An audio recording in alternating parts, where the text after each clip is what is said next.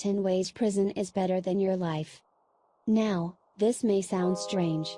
In some ways, prisoners actually get a better deal than you do. It's not just the fashionable orange jumpsuits or the active sex life that is always so thoroughly enjoyed by some of the inmates. In a lot of very important ways, we actually take much better care of prisoners than we do our own children. Not that we actually encourage you to get yourself thrown in jail, of course.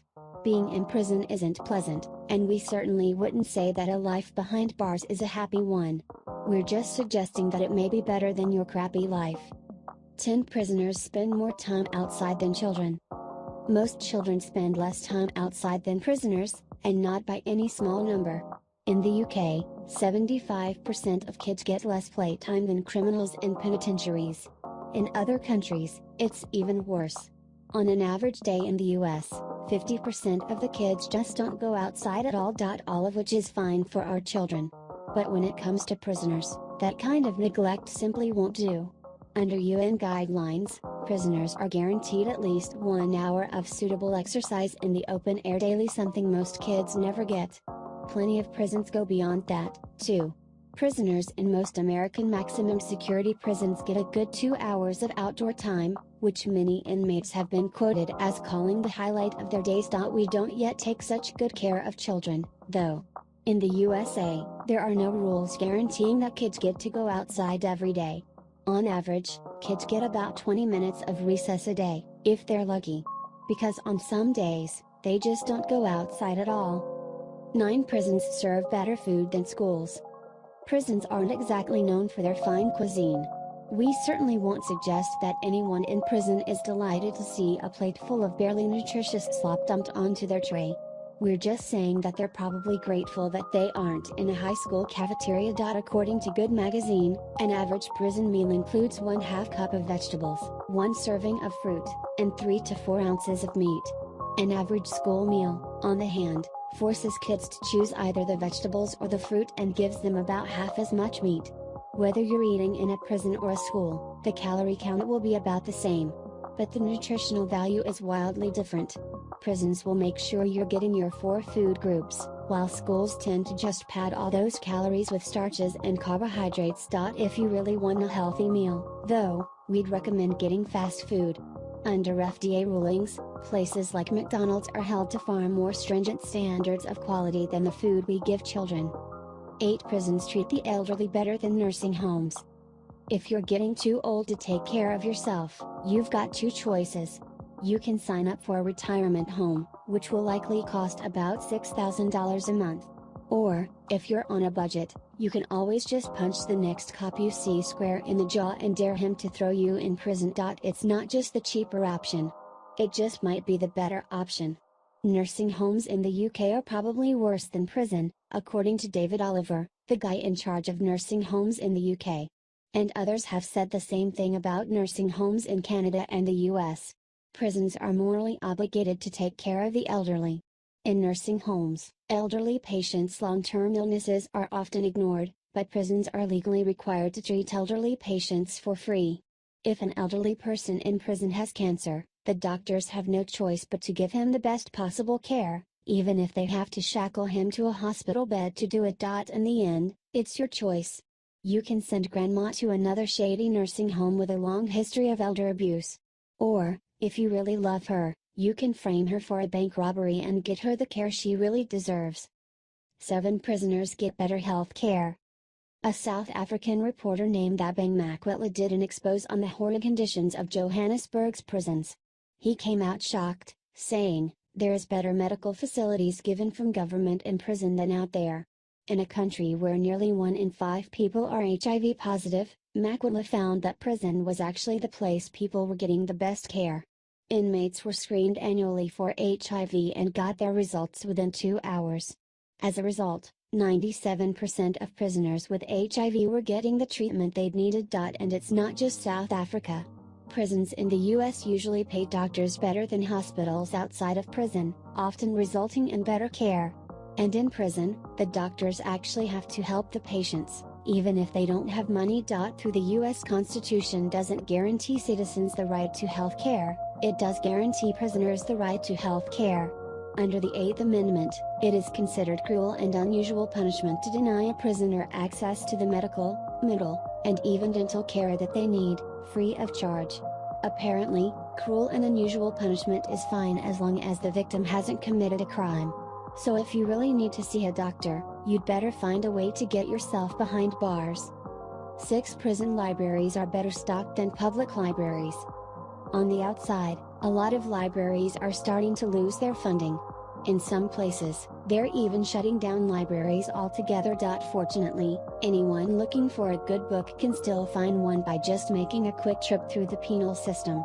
Prisons in the UK are generally better stocked than public libraries, with some offering 16 books per inmate compared to an average of 1 book per customer in public libraries. Prison librarians really go the extra mile, too. They're trained to be exceptionally helpful. They have to make sure that their inmates have access to legal forms, computers, and law books, and the librarians will personally make sure that everything the inmates write is in order before the documents are sent out.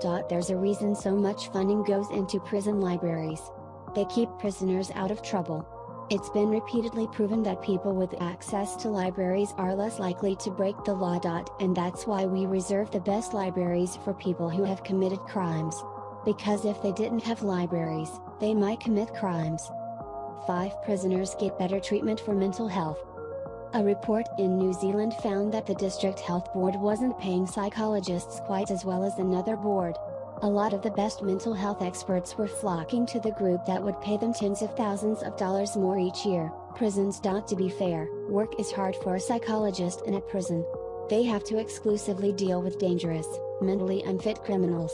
Outside of prison, plenty of people can and do get overlooked. In fact, in the US, there are 2.2 million severely mentally ill people who aren't getting any kind of treatment. In prison, though, they have to take care of everyone. Mental health care in prison is hardly perfect. A lot of prisoners don't get the help they need, either because they're afraid of the stigma of seeing a psychologist or because their problems are simply overlooked. It's still way better than it is outside, though. When inmates are released, it gets a lot harder for them to get treatment, and so, statistically, the rates of treatment tend to absolutely plummet. We have mental health care experts in prisons to treat whatever psychological illnesses might have made the inmates dangerous. But once they're back out in public, they're generally on their own. For the state will pay for your college, but only if you commit a crime. 17 prisons in New York offer free college educations. It's called the College and Prison Reentry Program, a campaign that has invested $7.3 million so far with the goal of making sure that 2,500 inmates can get free college educations. That might sound like a lot of cash, but it actually saves the state money. Every $1 spent on education, the creators claim, saves $4 in incarceration expenses because inmates who get an education are 43% less likely to go back to prison. If you're not in prison, the average tuition at New York University comes to $50,464 per year, not counting the expenses for food and rent for an apartment in New York City.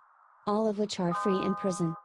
So, technically speaking, getting yourself thrown in prison would actually be a cheaper way of going to college. For you, anyway. Your stay in prison would cost the state 4 times as much as your tuition, but until they work at that math, prison is the easiest path to a free education. 3. Prison is a better educational environment than your dorm. When Durham College decided to open one of the criminology courses to both prisoners and normal students, they discovered something surprising: the inmates were getting better grades. In every respect, both groups had the same challenges. They used the same books, were taught the same lessons, and were graded with the same expectations.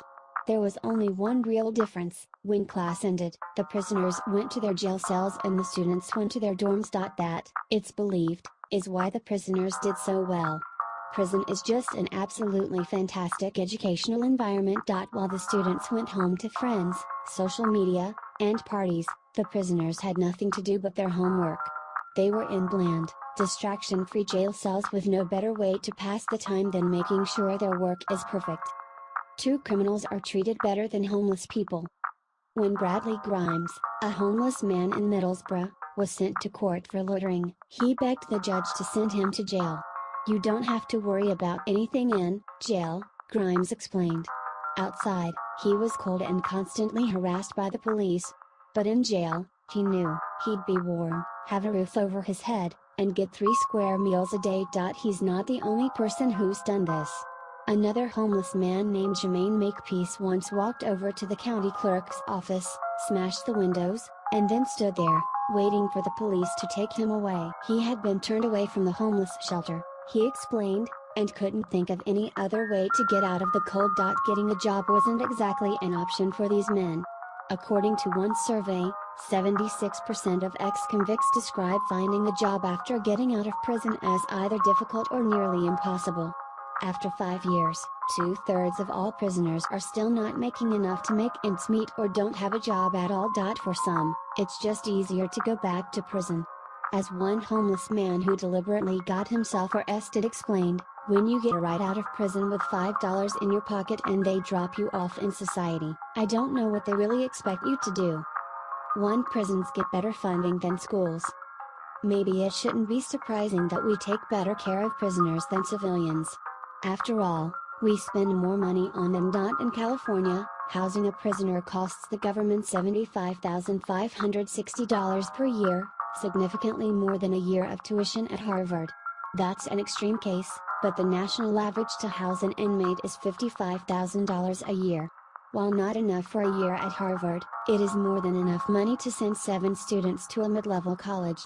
By contrast, the U.S. spends an average of $10,500 annually on each grade school student. And that gap's just going to get bigger. U.S. spending on prisons has gone up at 3 times the rate of spending on schools over the last 33 years. But that's not to say that prison spending is going up at some crazy rate. Between 1979 and 2012, it increased by 324%, but that just matched the inflation rate of 330%. It's just that spending on education has only matched 1/3 of inflation. Fortunately, there's a bright light at the end of the tunnel. As education gets worse, the odds that kids end up in jail will drastically increase, and there, at least, they'll be treated like human beings.